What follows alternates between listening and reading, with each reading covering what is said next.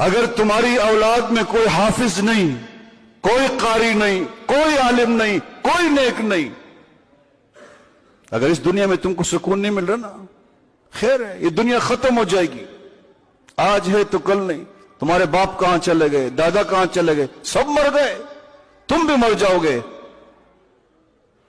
آپ کو آخرت کا سکون چاہیے، اور آخرت کے سکون کا آپ کے پاس کچھ نہیں ہے، ایک بیٹا بھی نہیں جس کے بارے میں تم گمان کر سکو کہ انہیں جہنم کی آگ سے بچائے گا۔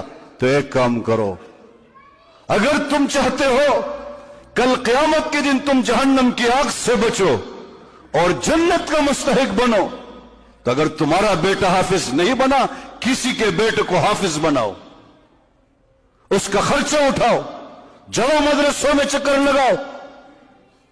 کوئی غریب ہوگا، کوئی مسافر ہو، کوئی اس کا نہیں ہوگا، محتمم سے کہو اس کا سارا خرچہ میں برداشت کروں گا، کھانے کا، پینے کا، پہننے کا۔ ایک سال میں حفظ کرتا ہے، 2 میں کرتا ہے، 3 میں کرتا ہے، میں اس کا ذمہ دار خرچ میں۔ میں وثوق سے کہتا ہوں قیامت کا دن جب قائم ہوگا نا، یہی بچہ جو حافظ بن چکا ہوگا تمہیں ہاتھ سے پکڑ کر انشاءاللہ جنت میں لے جائے گا۔ لیکن میری اس بات کو کون سنے گا؟